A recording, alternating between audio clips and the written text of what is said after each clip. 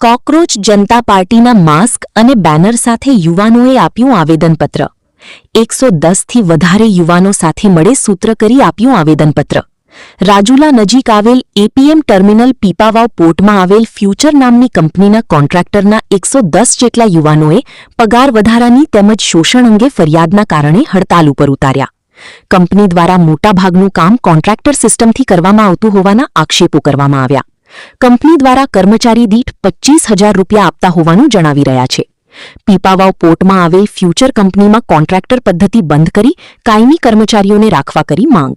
Reporter Manish Mehta Rajula દેવા આવ્યા છો શું તકલીફ છે ને શેના માટે આવેદનપત્ર આપ્યું છે? હું દેવાતવાડ બાર પટોળી સરપંચ તરીકે હું છું અને અમે પીપાવાવ પોર્ટમાં ફ્યુચર કંપનીમાં આ લોકો છેલ્લા 10 વર્ષથી કોઈ 5 વર્ષથી નોકરી કરે છે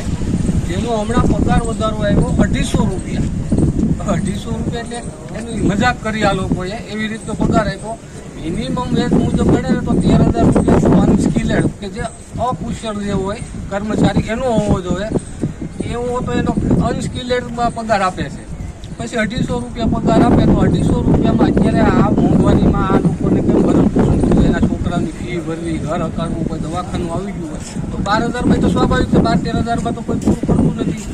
તો આ લોકોની માંગ એવી છે કે એને પૂરતો પગાર મળે સમાન કામ સમાન વેતન એના નિયમ મુજબ જો આને મળે તો આની હારે નોકરી કરતા કર્મચારીઓ જે છે એના પરમેનન્ટ એને 60-70,000 50,000 પગાર છે તો આને 12-13,000 કેમ એને પણ આપો ને પગાર અને આ લોકોએ છેલ્લા અઠવાડિયાથી સ્ટ્રાઇક ધરણા પ્રદર્શન કરે છે તો ધરણા પ્રદર્શનમાં લોકોને ધમકી આપવામાં આવે છે અને મને એક જાણકારી એવી મળી છે કે એના કેપ્ટન જે છે પીપાવાવ પોર્ટના એની કંઈક આમાં પાર્ટનરશીપ હોય એવું લાગે છે ને એ કેપ્ટનની બધા એવું કહે છે કે અમે તો કામ તમને ગન પોઈન્ટ ઉપર કરાવશું એવી ધમકી આપે છે તો એ વ્યાજબી નથી આ અત્યારે સ્વતંત્રતા છે આ અંગ્રેજોની નીતિ છે ને આ લોકોએ જે કંપનીવાળાએ અંગ્રેજોની નીતિ અપનાવી છે ત્યારે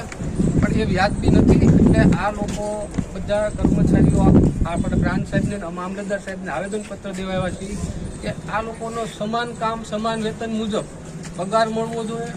અને આ જે ધમકી આપે છે કે તમે નહીં આવો તો નવા માણસોને અમે સામે લઈ લેવું તો નવા માણસોને 20-25,000 પગાર આપવો છે પણ આ લોકોએ 5-10 વર્ષથી જે એને ભોગ આપ્યો છે કંપનીમાં 5-10 વર્ષથી નોકરી કરે છે તો આ લોકોને 20-25,000 પગાર આપી દો ને